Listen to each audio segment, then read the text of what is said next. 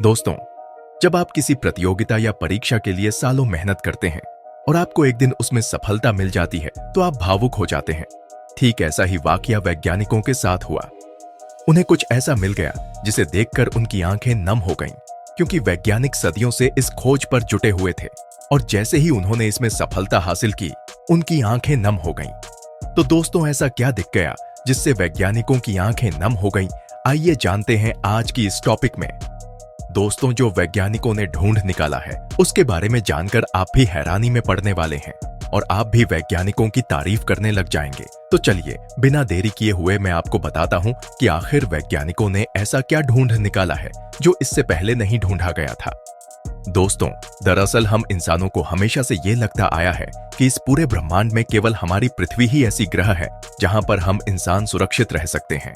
लेकिन वैज्ञानिकों ने, जो कि सैकड़ों वर्षों से इस खोज में लगे हुए थे कि उन्हें पृथ्वी के जैसा ही कोई दूसरा ग्रह मिले जहां पर इंसान सुरक्षित रह सके, उन्हें वो ग्रह मिल गया है।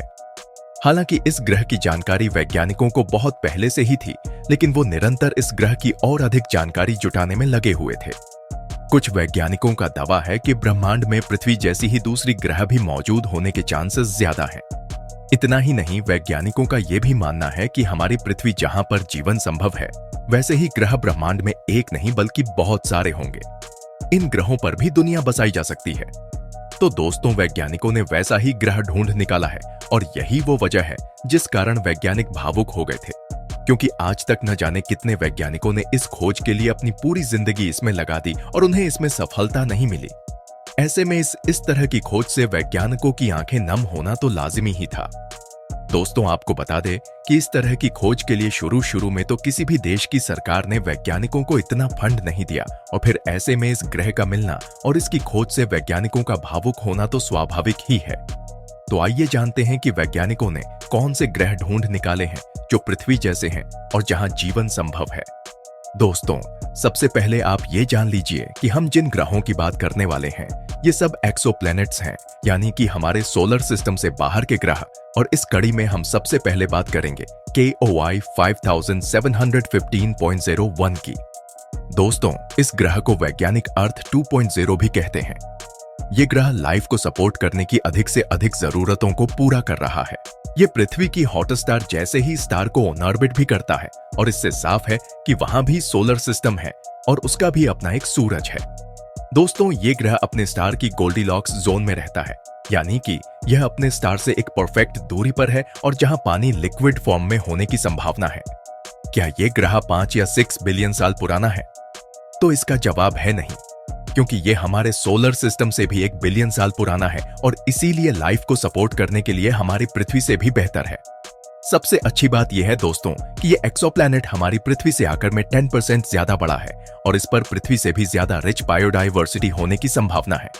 हालांकि इस ग्रह से जुड़ी एक समस्या भी है कि यह हमारी पृथ्वी से ज्यादा ठंडा हो सकता है, लेकिन वैज्ञानिकों के अनुसार यह कोई उतनी बड़ी समस्या नहीं है, क्योंकि सही वातावरण और स्ट्रांग ग्रीन हाउस इफेक्ट से इस समस्या का समाधान निकालना मुमकिन है। अगर भविष्य में कभी सोलर सिस्टम से बाहर जाने की संभावना बढ़ती है तो इंसानों के रहने के लिए सबसे उपयुक्त ग्रह के रूप में इसी ग्रह का नाम आएगा 2 Lostosy। दोस्तों, यह भी एक एक्सोप्लैनेट है और यह प्लैनेट पृथ्वी से महज 106 लाइट ईयर्स की दूरी पर मौजूद है। यह दूरी वास्तव में पृथ्वी से बहुत ज्यादा है, लेकिन एक्सोप्लैनेट के मामले में हमारी पृथ्वी से सबसे नजदीक यही ग्रह है। फिलहाल अब तक की सबसे तेज टेक्नोलॉजी के साथ इस ग्रह पर पहुंचने में 2 लाख वर्ष लग जाएंगे, क्योंकि हमारे पास फास्ट रॉकेट इंजन्स मौजूद नहीं है। इसीलिए फिलहाल तो इस ग्रह पर पहुंचना नामुमकिन है। दोस्तों, ये ग्रह हमारी पृथ्वी से 40% बड़ा है और पृथ्वी की तरह ही यह अपने स्टार के गोल्डीलॉक्स जोन में रहता है, यानी कि एक हैबिटेबल जोन में इसका हॉट स्टार हमारी पृथ्वी के सूरज से काफी छोटा है। इसे एक चक्कर पूरा करने में 8.5 दिन लगता है, जिसका मतलब यह हुआ कि इसके एक साइड बहुत ज्यादा समय तक दिन रहता है और दूसरी साइड बहुत ज्यादा समय तक रात होती है। लेकिन दोस्तों, ये कंडीशन इसे वहां जीवन पनपने के लिए कम सक्षम नहीं बनाती। हम वहां फिर भी आराम से रह सकते हैं और अगर कोई समस्या इस ग्रह से जुड़ी है तो वो केवल इस ग्रह तक पहुंचने में है, क्योंकि हमारे पास आज के समय में कोई ऐसा यंत्र नहीं है जिससे इस प्लेनेट पर जाया जा सके। तो चलिए बढ़ते हैं अगले प्लेनेट की ओर।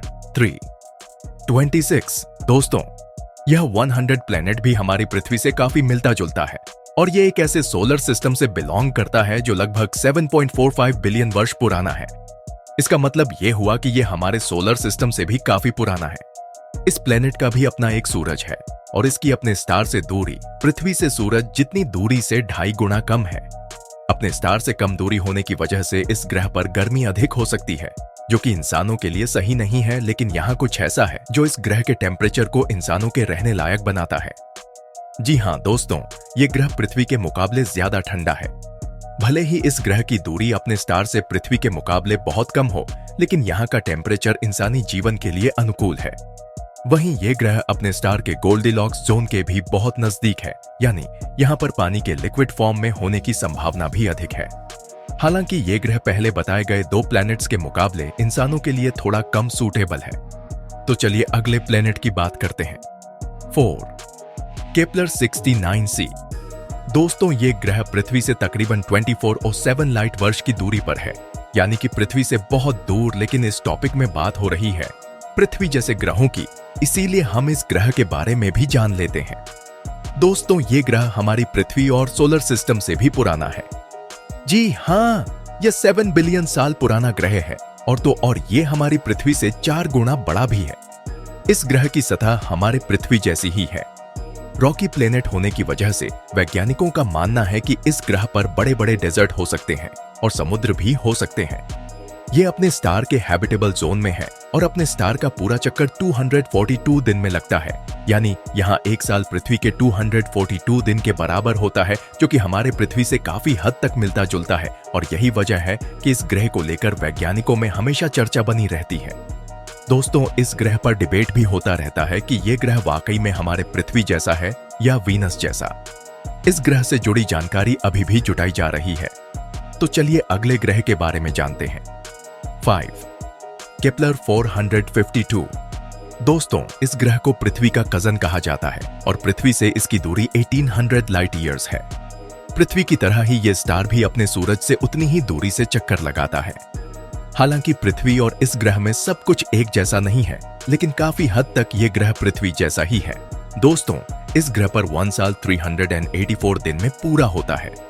ये पृथ्वी की तरह ही रॉकी प्लेनेट है। इस ग्रह में बस एक ही कमी है कि ये पृथ्वी के मुकाबले ज्यादा एनर्जी रिसीव करता है और शायद इसी वजह से यहाँ रनवे ग्रीन हाउस इफेक्ट हो सकता है, यानी कि ये थर्मल रेडिएशन को बाहर निकलने से रोकता है और यहाँ पानी लिक्विड फॉर्म में नहीं बदल पाता। हालांकि वैज्ञानिकों के अनुसार इसका समाधान है, लेकिन दोस्तों, पृथ्वी से इस ग्रह पर पहुंचने में 30 मिलियन साल लग जाएंगे और अभी की आधुनिक तकनीकों के हिसाब से तो ये नामुमकिन है। लेकिन इससे एक बात तो साफ है कि जीवन केवल पृथ्वी पर ही नहीं है। वैज्ञानिकों ने इन ग्रहों को ढूंढकर ये सोचने पर मजबूर कर दिया है कि ब्रह्मांड में ऐसे भी कई ग्रह हैं जहां जीवन संभव है। टेलीस्कोप से ब्रह्मांड में बाकी प्लैनेट्स को देखा जा सकता है और वैज्ञानिकों ने भी इन्हीं की मदद से इन ग्रहों को ढूंढकर दुनिया को बताया है कि पृथ्वी के अलावा अन्य ग्रहों पर भी जीवन संभव है। उन्होंने ऐसे ग्रह ढूंढ निकाले जो अपने स्टार के हैबिटेबल जोन में मौजूद हैं, क्योंकि अगर ये ग्रह अपने स्टार के हैबिटेबल जोन में है तो वहां किसी न किसी रूप में जीवन होगा ही।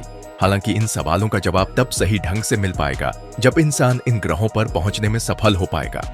जब इंसान ऐसे टेक्नोलॉजी को डेवलप कर लेगा जो लाइट की स्पीड के बराबर हो, तब ऐसी उम्मीद है कि इन ग्रहों पर पहुंचना संभव हो पाए। ऐसा करने के लिए हमें स्पेस में ट्रैवल करने की अपनी गति को और अधिक बढ़ाना होगा, क्योंकि यही एक तरीका है इन ग्रहों पर पहुंचने का। अगर बात करें भारत के स्पेस एजेंसी की, तो इस काम के लिए हमारी स्पेस एजेंसी को बहुत ज्यादा इन्वेस्टमेंट चाहिए। जिस प्रकार दुनिया की सभी कंट्रीज अपने अपने मिलिट्री पर खर्च कर रही है, अगर वैश्विक शांति को बातचीत के जरिए कायम रखा जाए और उन खर्चों को स्पेस में ऐसे ग्रहों को खोजने के लिए इन्वेस्ट किया जाए, तो यह इंसानी सभ्यता के लिए बहुत मायने रखेगी। क्योंकि अगर मानव जाति को प्रगति करना है तो दुनिया के सभी देशों को इस क्षेत्र में ज्यादा से ज्यादा इन्वेस्ट करना होगा, ताकि साइंटिस्ट ज्यादा से ज्यादा रिसर्च करके इन प्लैनेट्स से जुड़ी जानकारी को जुटा पाए और आगे की राह आसान कर पाए। जरूरी नहीं है कि आने वाले समय में तकनीक लाइट की स्पीड के बराबर ही हो। उससे थोड़ी कम स्पीड भी अगर जनरेट करने में हम सफल हो गए तो हम किसी अन्य ग्रह पर जीवन को ढूंढने में कामयाब हो सकते हैं।